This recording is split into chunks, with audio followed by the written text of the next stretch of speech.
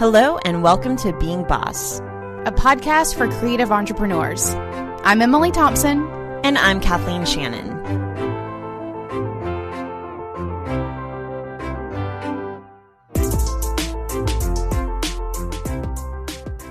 Today we are talking all about managing your money. And as always, we're mentioning lots of tools and resources and books and links. You can find those on our show notes at www.beingboss.club. You guys, FreshBooks Cloud Accounting is getting a makeover. We got a sneak peek at the new platform, and I want you to know that the all-new FreshBooks is not only ridiculously easy to use, it is also packed full of powerful features. You can create and send professional-looking invoices in less than 30 seconds. You can set up online payments with just a couple of clicks and get paid up to 4 days faster.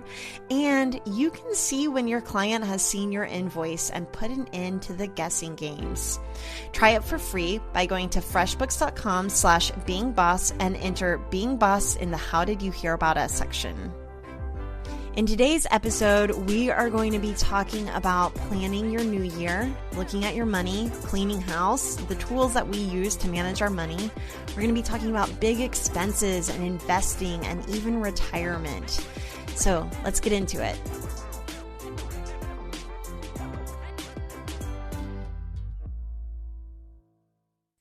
All right, so it's the beginning of the year. Well, at least that's when this podcast is coming out. It's the end of the year for us. It's still like totally thinking about money. I think money is my favorite part about doing business. I love doing like financial planning and looking at like income projections. Like this is when I get really nerdy. And I think that we talk a lot about money mindset, and we talk a lot about creating abundance in our lives and living rich lives, but you always follow it up by knowing your numbers. You've got to crunch your numbers. You have to know your numbers. You can't improve what you don't measure. And I think that the best way to do that, like you've mentioned many times before, Emily, is looking at your numbers. So in this episode, we're really going to get into how to look at your numbers. And even if you are on top of it, you are going to learn something here today. Yes. So let's start by planning out the new year. I think that this is a really good fresh start to start looking at numbers and really getting organized. How do you guys go about it, Emily, in your household? Sure. So we track income just in our accounting software. David uses Xero for our business stuff, and that's Xero, just so we know. And so he just tracks everything that comes in, and he tracks it via our bank account. So it all like automatically feeds in, and he categorizes things as needed, and then like the software just does all the things. So the thing that we recommend you do first is getting an income statement for your year. And that comes from tracking your numbers throughout the year. Or if you want to be that person, spending some good time at the end of the year doing it all at once. But that's not fun for anyone. Before David was doing it for me, I was doing it myself. On Friday mornings, I would get up and do my bookkeeping for the week. And I also separately kept a very unofficial spreadsheet where every single day as income would come in, I would go in and just put it in. No one ever saw this. This was literally just for my own benefit of really having my finger on the pulse of my business's income at any given moment. So it wasn't official. No one ever saw it. It probably wasn't the most best kept thing ever, but I could read it. And that was what was really important to me. So, that's the ways we've done it, both just sort of weekly doing it as a solopreneur. David does it probably 2 or 3 times a week as part of his job as our financial manager. And but you can also, if you want like more ongoing peaks, just keep something really simple for yourself, like a spreadsheet. I even at one point, before I really got into this really crazy spreadsheet that I built for myself once, I had these worksheets that I had designed up that I would keep on my desk, and every day I would come in And whatever PayPal emails I had in my inbox, I would simply write them down on that worksheet. And at the end of every sheet, I would add it up. And so I could go through and just sort of add up all of the sheets if I ever wanted to know what my annual income was. That was obviously a very manual way of doing it. But it's just keeping track of your income. It's knowing how much money you are bringing in at any given time, but really at the end of the year, because that's where planning the new year comes from, is knowing what you did in your previous year. I think that this is where it's really helpful to say, if you don't already have a business banking account, you need to go ahead and get one of those set up. And so at Braid Creative, we use FreshBooks, and we have been since the very beginning. And like you were mentioning with those auto importing of expenses and even income. No, income is a little bit more of a manual transaction because we're usually moving money over from PayPal into our bank account, or someone is paying us directly into our bank account, like by sending us a check. But we have a separate bank account for our business, which you have to have an LLC or to get incorporated. And what I do like about that is how automated you can get the expenses. So again, we use FreshBooks. Obviously, FreshBooks is a Being Boss sponsor, but it's because we use them and we love them. So one of the things I love about it is being able to pull that profit and loss report. And we typically do this every single quarter. So we're staying on top of our income and expenses quarterly. But then at the end of the year, definitely pulling that one big income statement. And we're always asked to take a look at how much cash we have in the bank as well. So we both have software that we use to keep track of our finances, but we also have an accountant to help us just really get things organized at the end of the year and kind of organize things for us quarterly. I think we're in a unique situation where we have employees, we have contractors, we have lots of expenses, we have lots of income coming from various different places. So for us, getting an accountant to help us even organize further was super important. But I also think that you can do it by yourself if you are a solopreneur or if you don't have a ton of complicated things happening in your finances. Yeah, simple business things are really easy to handle. We looked into getting more help whenever our business was growing. And we got to a place where, taxes were getting a little more complicated. We were looking at moving, and we just needed someone to help us feel more secure in it. David is still doing all the bookkeeping in terms of just the daily tracking of all of the things. But we do have an accountant that we get with, either once a month or once a quarter, to do some of that more like legit business chatter about your income and expenses. So let's move on though with like planning out your year. So you know what your income and your expenses have been for the year, and you want to do some projections for the next year. I feel like I get this question all the time. People are like, how can I plan my revenue goals for the next year? And like, there are a couple, it's like, I think it's like equal parts art and science. You have to do some good guesstimating just based on like feeling and planning. And then there's also some science in terms of like, look at what your records have been, how has your business performed in the past? If you've been open for a year or two, you're starting to recognize the ebbs and flows in your business, some seasonality to how it is that you're able to sell what it is that you do. So what we like to do, and before we get into selling and seasonality and all of that, looking at expenses, I think, is really important for being able to project future revenue and also future expenses. So look at the year that you just got done with, and where did all of your money go, basically? Did you hire an expensive coach? Did you get your website redone? Did you decide to invest in lots of education? Look at your big expenses, where all of your money went. And in terms of projecting for the next year, will any of those expenses carry over? Because a lot of times, some of the bigger expenses in your business are just one-off expenses. Or maybe it's a coach that you invested in for like 6 months or something like that. Or it may be something like employees, which will be an ongoing expense. So looking at your big expenses and recognizing if any of them will carry over into your next year or not. Do you consider PayPal fees an expense? Yes. We consider, I think we categorize those as like bank fees and like in that sort of category. I'm not positive of that because I don't do that personally myself, but it is an expense. It's literally a cost of doing business. It is an expense that cuts into your overall revenue. Okay, so we also want to look at where you made your most money or where you make most of your money or all your streams of revenue. So here at Being Boss, it might be looking at the clubhouse. For our individual businesses, it will be looking at our digital product. It will also be looking at our one-on-one services. So all the different ways that we make money, we like to look at those and really almost break it down into a pie chart. So what percentage of our income was from one-on-one work? What percentage of our income was from subscriptions or, digital product. So I think that's really important as well as far as projecting into the new year, how much money you plan on making.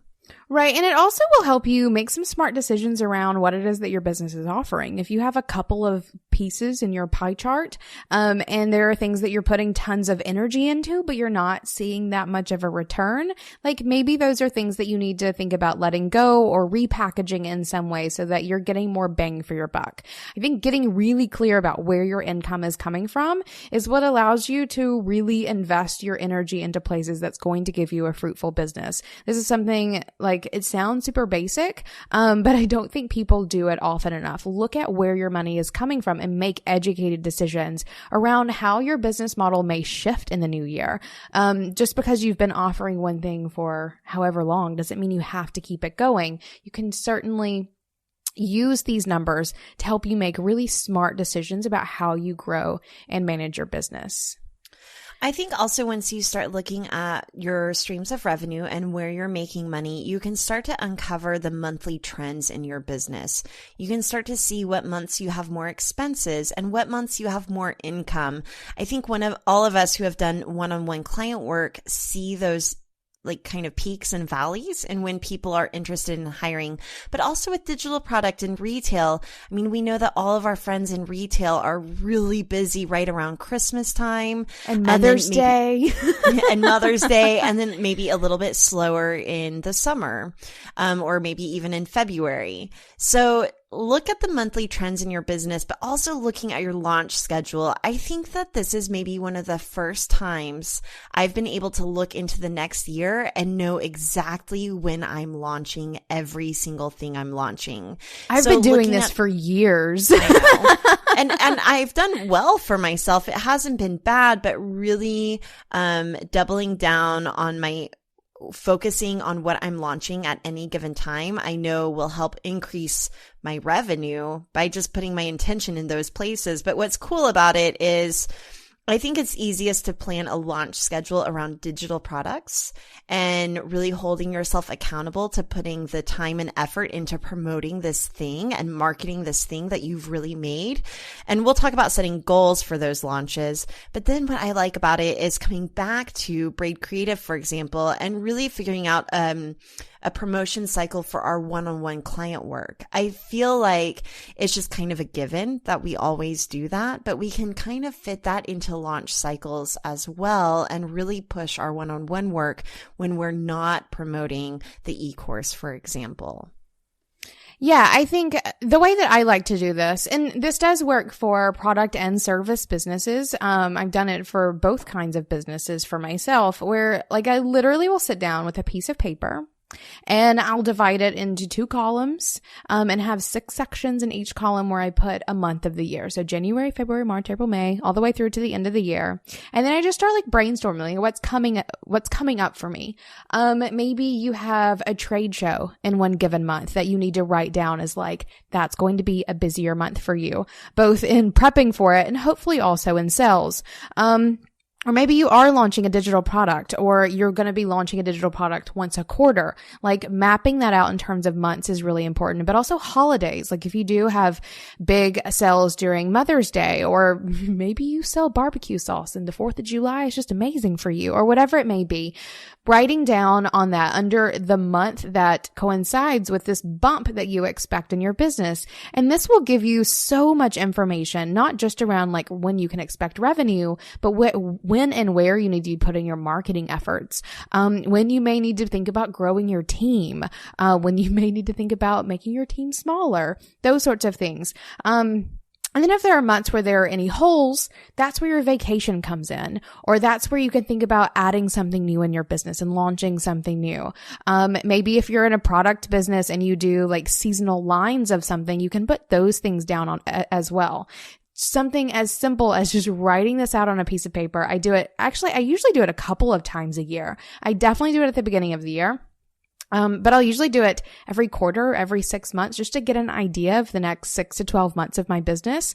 It's a really good practice for being really clear about how you're moving your business ahead every month over the course of a year and what it looks like in terms of what you're going to be responsible for, or how and when you need to take hold of opportunities that could be coming your way in terms of holidays or launch cycles or whatever it could be. So, I love doing that. Just looking at my monthly trends in the past, and then looking forward for the next 12 months and sort of replicating that. As a web designer, I know that January and February are dead. Absolutely dead. So those are going to be the times where I'm going to be working on something in-house, but I might do a really big like client launch, like a big drive to get one-on-one clients in March and April. So you can make some really good educated plans by looking at how your business has been performing and thinking about the things that you can do in your business moving forward. Okay, so we're looking at the trends, we're looking at our launching, we're looking at marketing those things. I think now is a good time to look at revenue and profit goals. So I want to talk a little bit about the difference between revenue and profit. Right? Because they are very different things. So just to get super business 101 with you guys, your revenue is how much money your business brings in. Period. Just flat out cash in your business revenue. Your profit is when you have your revenue and you subtract your expenses. So all the money that leaves your business for anything that you could be paying for, what's left over is your profit. As a service provider with relatively little overhead, I rarely make profit goals.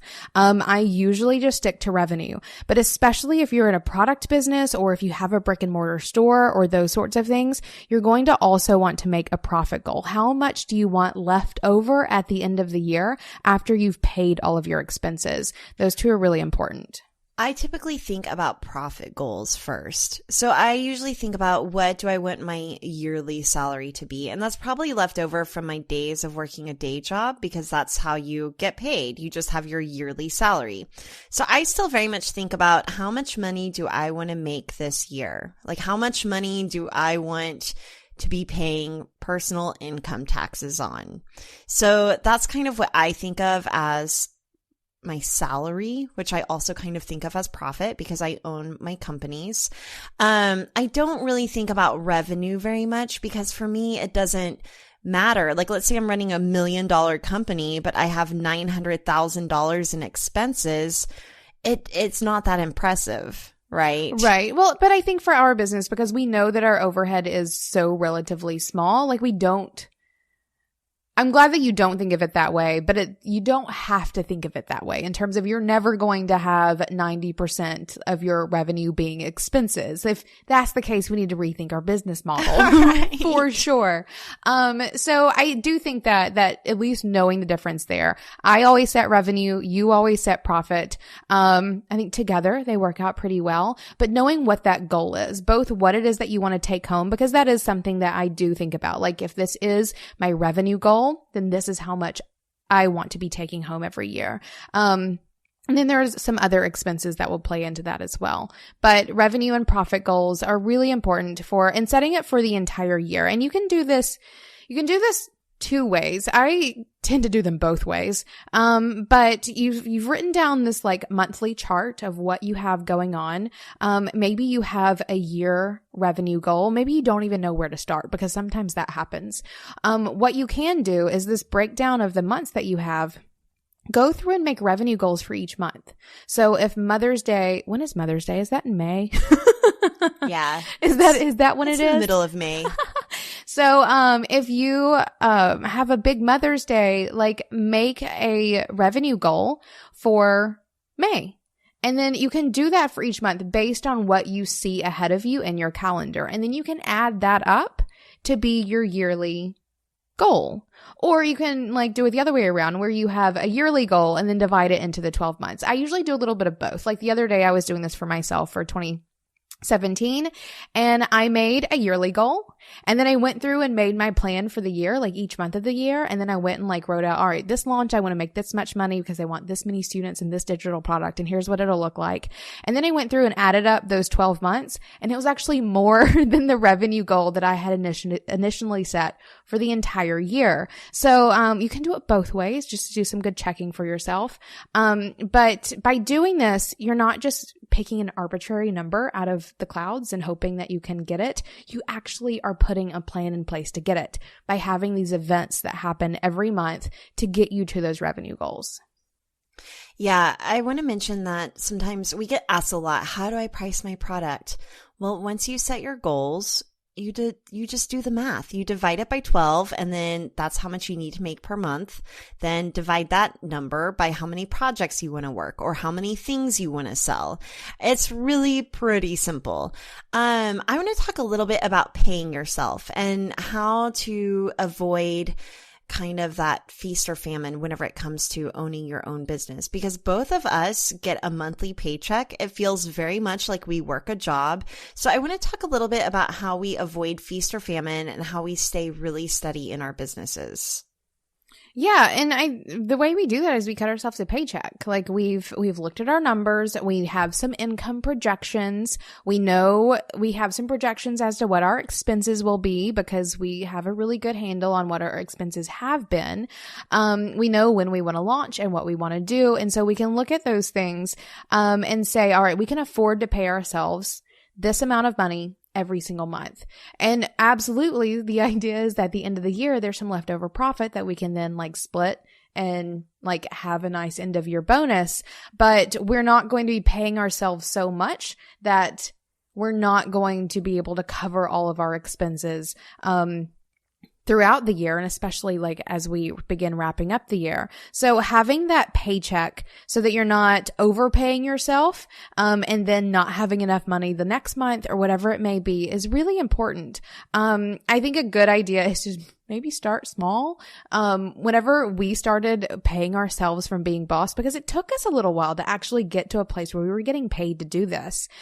We started small in terms of how much we were paying ourselves. And then as things became more steady, as we were able to really finalize a business model and how we were going to get paid, and we could really anticipate that money, and doing some good income projections and really getting a good handle of what our expenses were. Because as a new business, you don't know lots of things. You have to start out slow and start familiarizing yourself with everything that's going to be going into your business. And for this reason, I really do encourage people to begin doing your own bookkeeping. Like for the first year or two of your business, even if you hate it, like I almost don't care. I think it is so powerful for you to have your hands in it, really seeing where the numbers are going.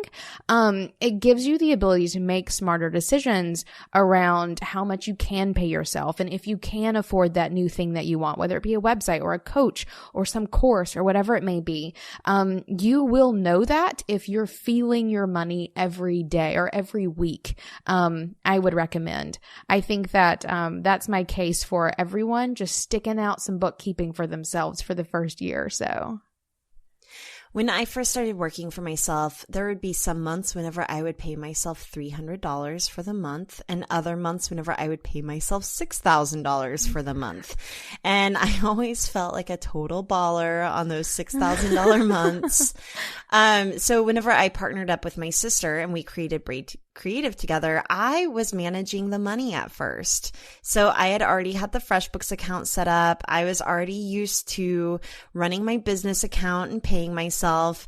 But then after the first few months of giving us either a $600 paycheck or an $8,000 paycheck, just kind of crazy, wildly different paychecks.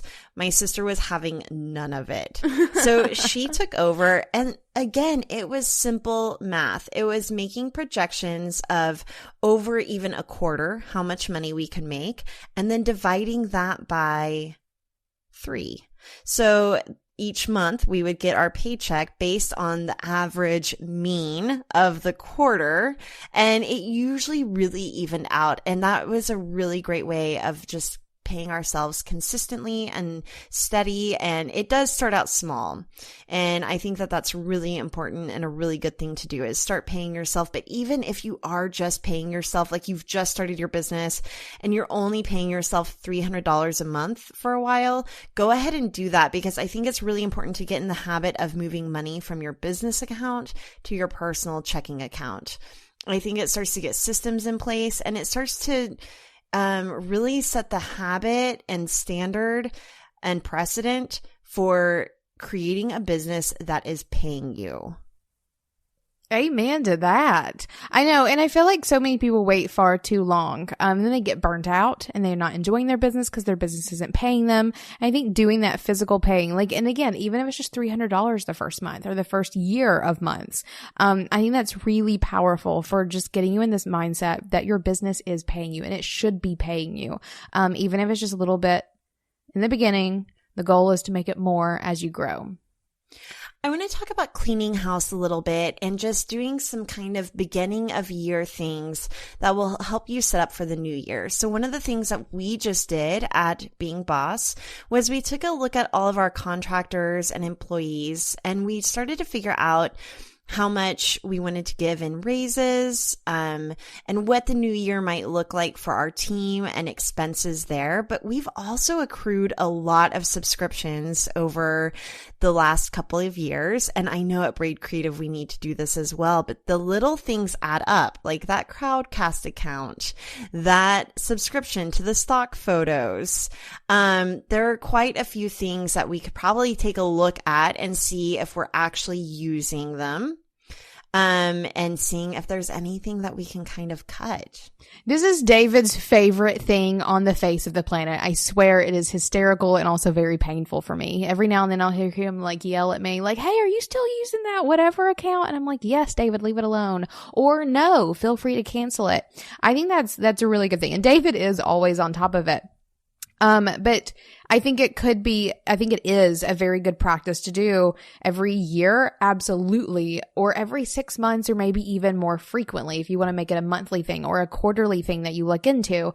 Because you do, like, I'm so bad at, I am bad about it. I love like signing up for like free trials of things for 30 days to test it. And I log in and I use it and I never log back in, and then it starts charging me. And because I'm not physically looking at it anymore. And this is the same for anyone who has an accountant or isn't doing consistent bookkeeping for themselves.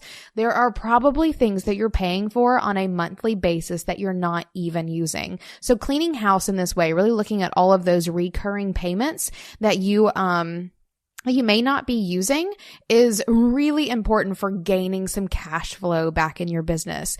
Another thing that you can do around these subscriptions, and I think this is a good thing to do every 6 months as well, is to look at anything that you could start paying annually. So I'm one of those people that will sign up for a subscription to something and then choose monthly because I don't know if I'm going to actually use it. Like, I want to test it out and see if I use it. And then 6 months later, I'm using it. Like, I really love it. It's really helpful, but I'm still just paying monthly. Whereas if I were to upgrade to paying yearly, I could save 10 to 20% or sometimes even more by paying annually as opposed to monthly. So that's something that David really loves doing as well, is checking in with me to see if I am using the thing, if it makes sense to pay annually, so that you're just saving a little bit more cash every year. So checking in with those subscriptions is a really good way to be a lot more proactive about all the dollars that are going in and out of your business. I think it's also not a bad idea to check your credit score. I think you get it for free every year. Do you guys do that? I think David does it. I can't remember what all, there are 3 different resources for getting your credit score for free. And we'll be sure to link those in the show notes because there are some that are not for free or are totally fraudulent and will screw you if you put your information into them. But we end up doing it. Like if you ever buy a car or buy a house, they're going to run your credit report for you. So you don't, I'm going to say, so you don't have to worry about it. You do have to worry about it, but that's also going to help you see what credit cards have been opened in your name. A lot of times you might be accidentally opening a credit card whenever you're making a purchase at Lowe's for something for a discount, and then that might be dinging your credit score. So it's also a really good idea to look at what credit cards you have open and what your credit score is and how you can maybe start to stay on top of that to get that in shape and good to go. We also, in my household, we use some tools for budgeting. So I know that you guys use YNAB, which is You Need a Budget. David swears by YNAB. And we even interviewed the founder of YNAB, so we'll be sure to link that in the show notes. We love talking to Jesse so much. And he created this tool for his own budgeting needs. Here at the Shannon household, we use Mint, and I love it because my husband does manage our finances, and he's the engineer and the numbers guy and the total nerd about all of that stuff. He's got a spreadsheet. So I was going to say this, Emily, you used to have your spreadsheet. He actually has a spreadsheet that then converts to a graph, and we can make projections as many years out as we want to see not just how our money will grow, but how our wealth will grow. So we invest in real estate, and I'll talk about that in a second because I do want to talk about investments and retirement for creative entrepreneurs. But I really like having Mint on my phone because it helps me stay in touch with our expenses and what we're spending money on and kind of what our household budget looks like. And if we do need to tighten the belt a little bit, I can look at Mint and really see where that needs to happen. All right, so let's talk about big expenses then, because budgeting is definitely one of the things. I've never been great at budgeting. Like I definitely did our financial management both at home and for our business until David he graduated from graduate school, and then he started taking over it all. So I was very like hands-on in it, but not great at it. David, on the other hand, has did plenty of finance in school. He always had this dream of being like a wealth manager, which I think is amazing. He thought he was going to be doing it for someone else, and I think he enjoys more that he can do it for himself, which is really great. So he was much better at the budgeting piece than I have ever been. Like, I don't even think I grew up understanding what the word budget meant. But David, supernatural. He loves YNAB. And him being so great at it has really been very helpful for us making lots of big purchases over the past couple of years. So, whether it be some big vacations or buying a house or those sorts of things. So big expenses, having budgets in place to help you do that is really important. It doesn't have to even be as hard as having like hardcore budget software, though I think we're in a day and age where like use your software to make your life better. And I think budgeting is one of those things that very much so can help you in ways that a spreadsheet or God bless you if you use pen and paper will ever do. So Mint is really great. We use YNAB. But let's talk about investments in business or expenses in your business. I have a quick question about personal expenses. Do you guys use credit cards? David recently got our first credit card, like very recently. We've, like within the past 6 months. We have never used them, for the reason that I'm just not great at doing it. I don't think I would have. Now I'm much older and wiser and it wouldn't be an issue, but we did just recently get our first credit card. So not having a credit card is a great way to avoid getting into debt. And I think you guys are smart listening to this. Like, don't buy things that you can't afford on your credit card. And I feel like a lot of my friends who are in serious debt, it started with college. They went into serious debt for college, and then those numbers just felt like no big deal. Like being $80,000 in debt, what's another $5,000 shopping spree on top of that? Like debt became the norm. I'm serious. No, well, see, and that is like hitting so home for me because I definitely graduated with college with, mid 5 figures of debt. Actually, maybe not quite mid, but lots of debt, and was totally overwhelmed by it in the way that like, don't even mention credit card to me because I'm already never going to be able to pay back my student loans. Very happily, like I was asking David earlier, it's so minimal what's left. Like we're not paying them off just because we don't want to give them the pleasure of having all of that money at once. But we're almost done with them. And that has definitely been huge for me, and really like buying a house for me was the most stressful thing. Like adding debt to the like pile of debt that I had already like paid off, like just sort of starting over was really stressful for me. And the idea of getting credit cards to just build on top of that has always been really stressful for me. So I agree that college debt thing, I think, plays into so much of our money mindset, probably in ways that we won't recognize for the next 50 years. And then shit's going to hit the fan. So I sacrificed my college experience a little bit to not go into debt. And I know that I'm kind of like seen as the crazy, wacky creative who has no foresight, but I really do think about the numbers, and debt does kind of freak me out, but I've gotten really good at creating debt in places where it's to my benefit. So I'll talk about that a little bit. But I decided to stay in Oklahoma and go to the University of Oklahoma. My tuition, I think, was right around $1,500 a semester. What? So yeah. Yeah. My college I think that's cost how much less. my like not living on college or on campus fees were. Right there.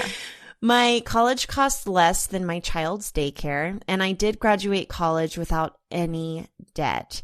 Whenever I was going through my first divorce, I did manage to rack up around $800 on my credit card, and it stressed me out so much that I borrowed money from my parents to pay off the credit card. So basically, I took out a 0% loan from my parents to pay off the credit card, which had basically 12% interest, and I was able to pay my parents back at 0%. And I think that they gave that to me for like a year. So I really like looking at interest rates.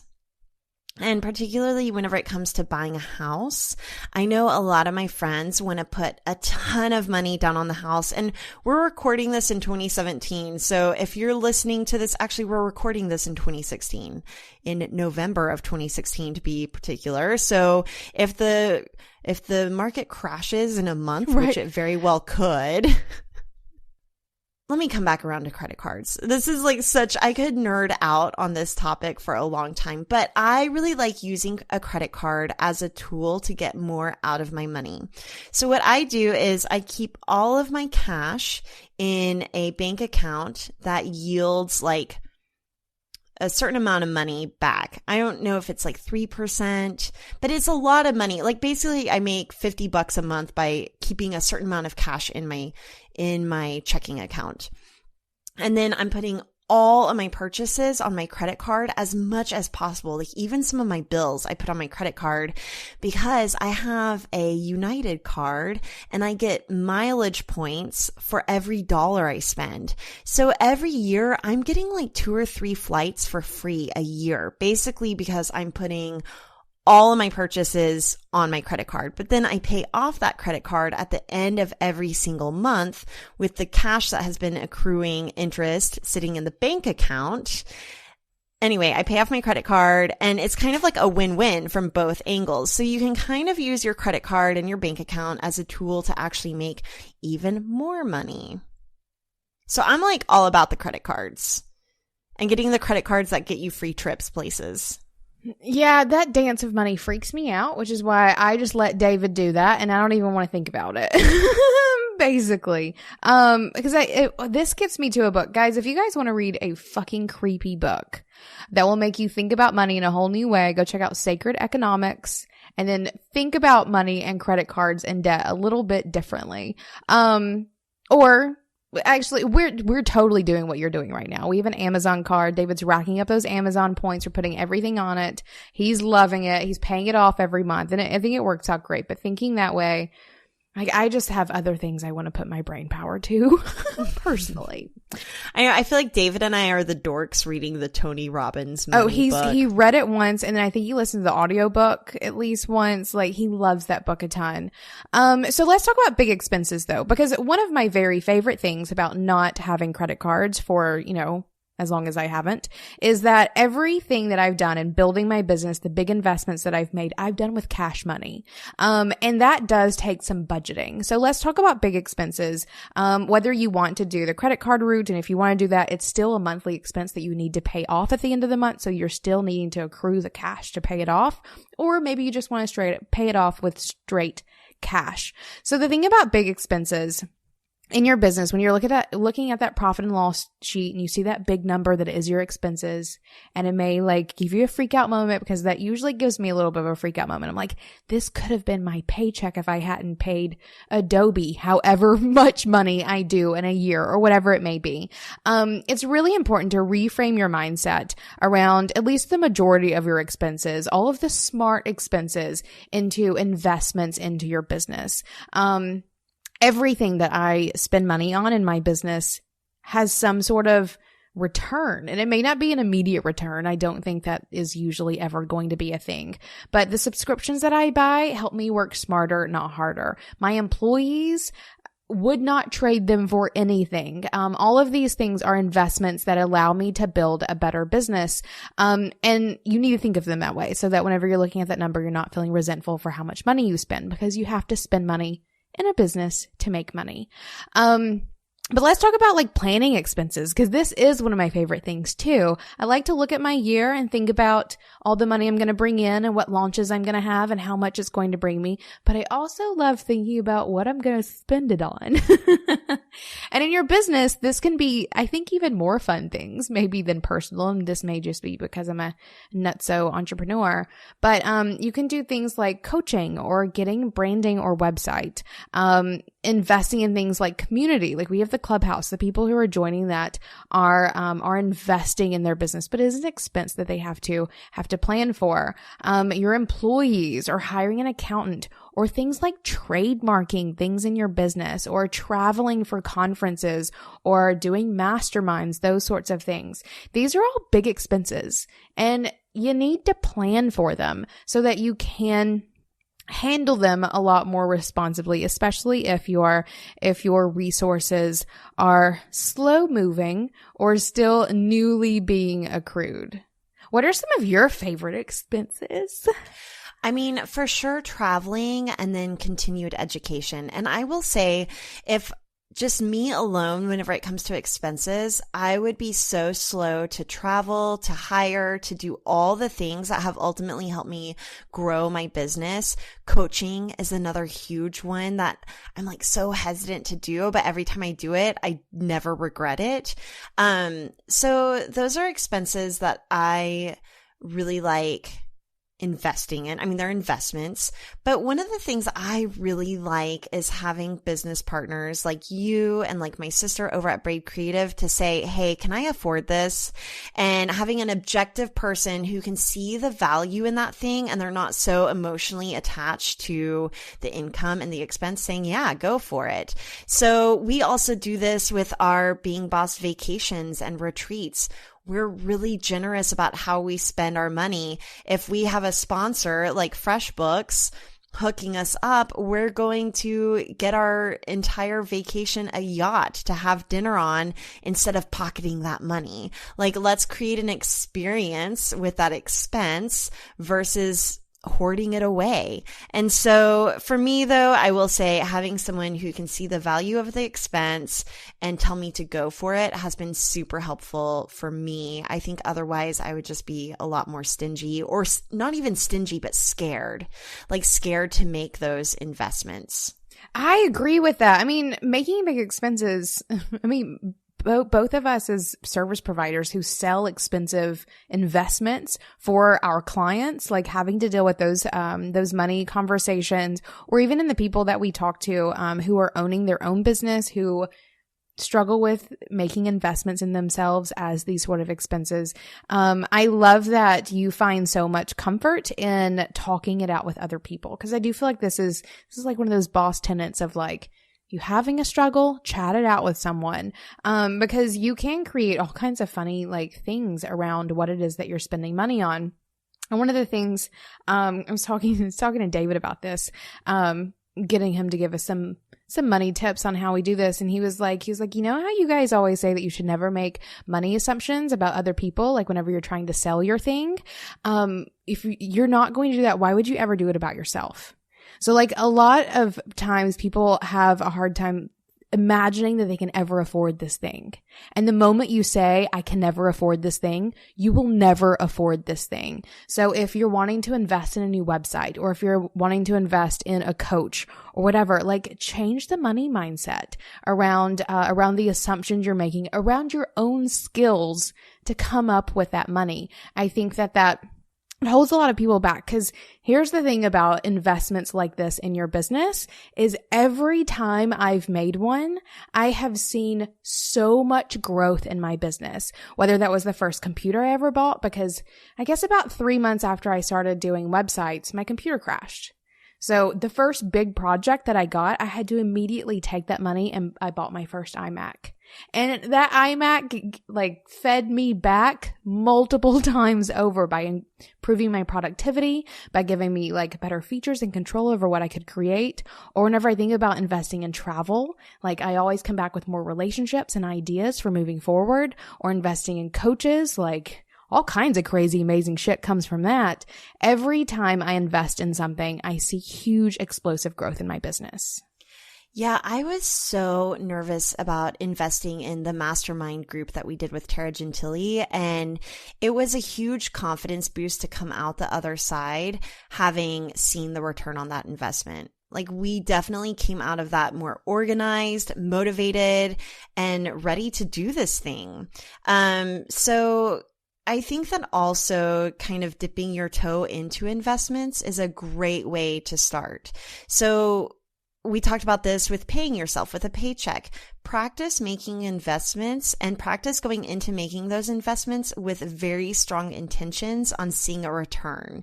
And if you can get really intentional about how you're going to see the return, you're actually going to do the work to make that expense pay for itself. So the computer is a really easy example. Like, I can't make money if I don't have a computer to do my work on. That's easy. But I think it's these kind of more intangible investments like coaching and education and travel that are a little more like, is this indulgent or is this an investment? Yeah, I think going into those occasions with intentions or plans of what you want to get out of it, one, will make you more focused in actually making that thing happen. But two, will give you some sort of guideline, like when you're done, to see if it was actually worth it to you or not. I think that's really huge. So yeah. Okay, can we talk a little bit about retirement for creatives? I know we don't have a whole lot of time, but I think that this is something that gives a lot of creatives a lot of anxiety, and a lot of people are working day jobs for health insurance and for retirement benefits. So I want to talk about ways that you can start to build your own retirement into your business model.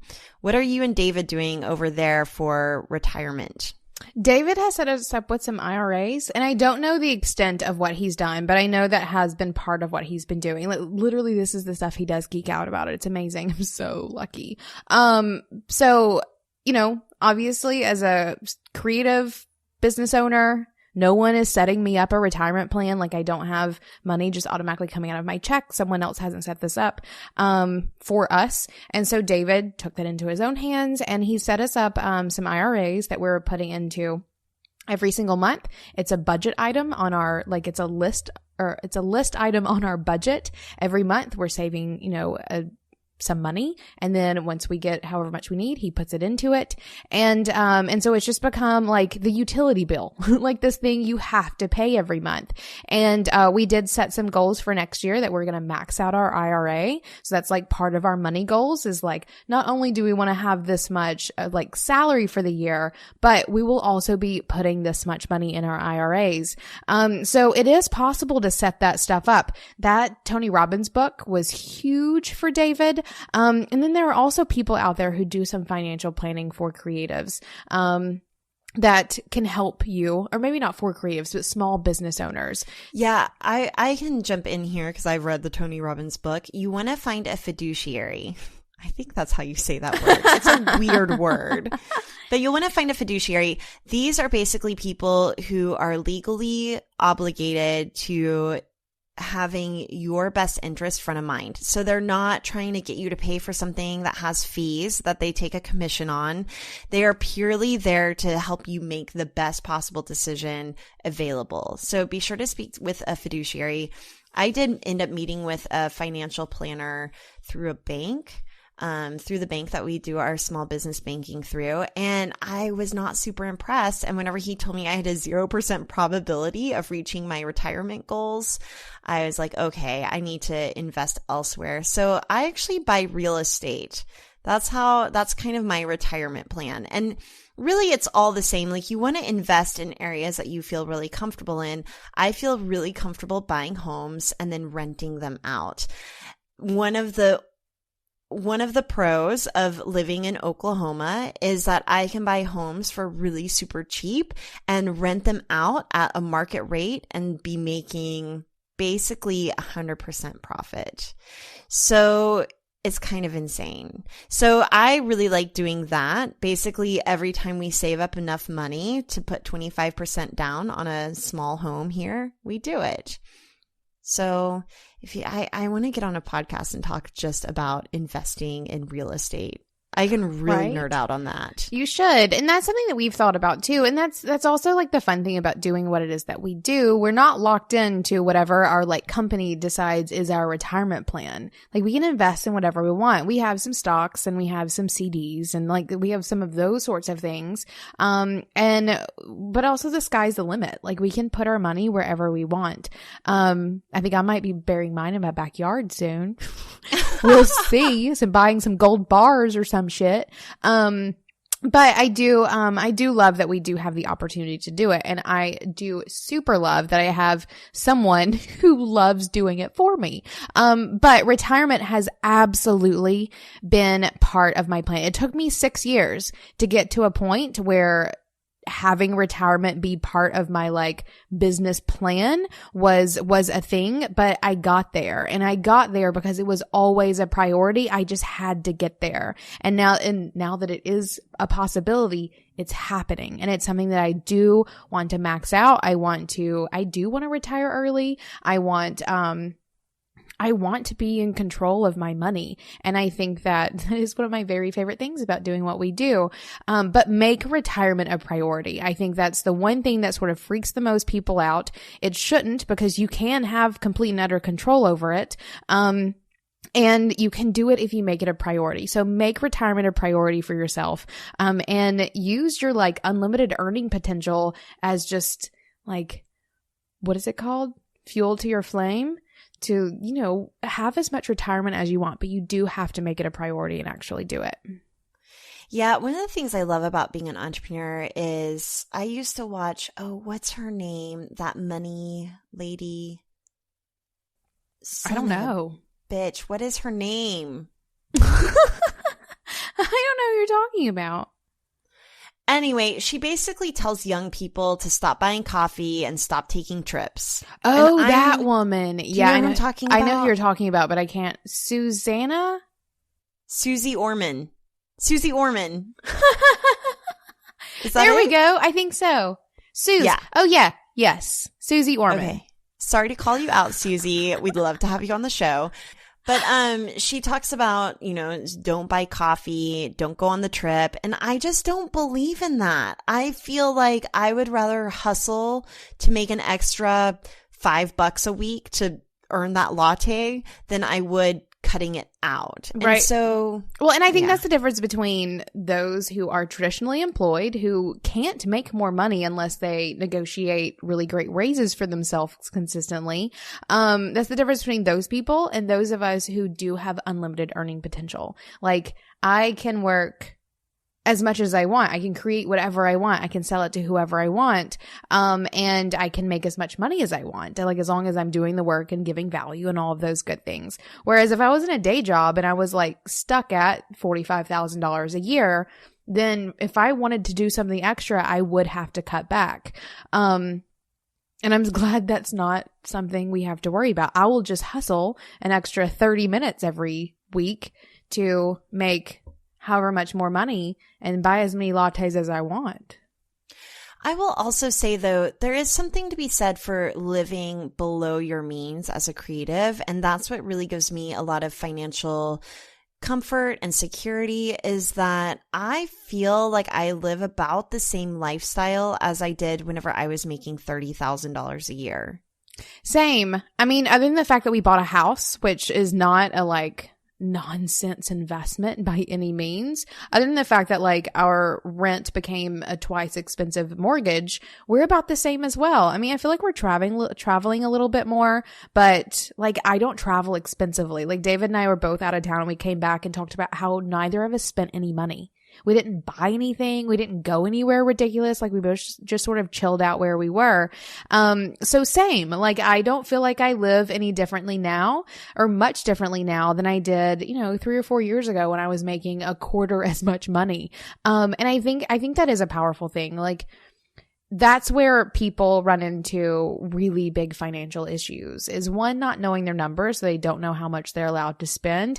And two is overspending, even if they do know what the numbers are. I think both of those things could be really detrimental for a business. And you and I are really good. And this is one of my favorite things about working with you, is you're right there with me in terms of bootstrapping and putting energy into it and saving your money for things that really require that money. We will DIY whatever we have to DIY. But we also know when and where to put our money into something, which I think is a really powerful trait for people who want to start and run businesses that are successful. Yeah, I will say leveling up for us feels like learning how to let go of some of that bootstrapping mentality. And it's really easy to stay in it, but I feel more boss as I can hire more people to do the things that they're best at. And oftentimes they're better than me at it. I mean, that sounds really type A controlling, but I think we're type A creatives for sure. When you've been bootstrapping for so long, it's hard to give up some of that control, but that is what makes me feel boss, is giving up some of that control and letting other people do it and doing it better. Right. And so, I just want to plug in here too, especially around employees, because I know a lot of folks who are probably listening to this, hiring a VA, just getting started, or, hiring a designer or a developer, or just contracting someone to do a single project for you, or whatever it may be. I think about someone in the clubhouse recently who we got on because she had already hired her first VA, and we were like, how did it feel to make that scary commitment of bringing someone into your business, making that investment and running and how it is that you run your business. And she was like, it's kind of addictive. I immediately hired someone to clean my house, and then I'm looking for someone to do, some other specialized work for her. And I was like, yes. Once you get over the fear of making that initial investment, it can be so much easier because you see the return on it. You see what it gives you. She had so much more time to do the work that she wanted to be doing in her business. And I think that any smart investment will give you that. So, I guess to wrap this up in a pretty little bow, whenever it comes to, what your plans are for the new year, make money a big part of it. You're a business owner.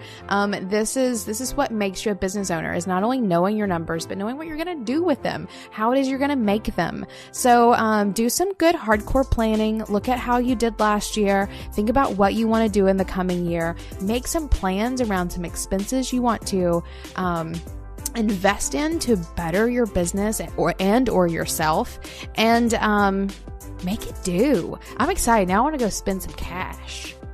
Go hire someone or something. I just want to scroll through my Mint all day and see where I'm spending all my money. Right, check your subscriptions. That's a big one. Thank you for listening to Being Boss. Find articles, show notes, and downloads at www.beingboss.club.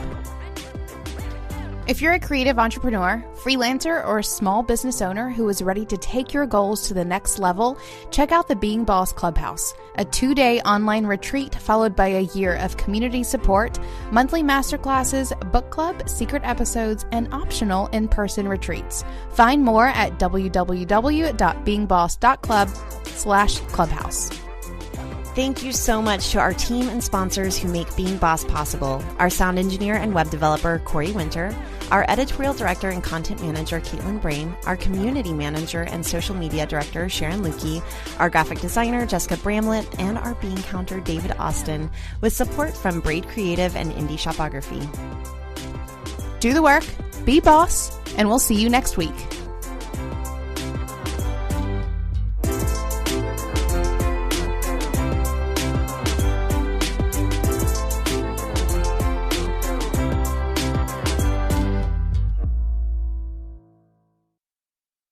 Let's do it. Don't put this in there, Corey, but I'm very impressed with your ability to say www. That was clean. I liked it. So I always wanted to be a voice actor. So you just practice saying W? www. I can't do it very long. Good. W. WWW. WW. Dubba. I feel like that's how Fox would say it. Right. www.clubhouse.com. Wait. www.beingboss.club. That's it. Good job, Kathleen. Oh, man.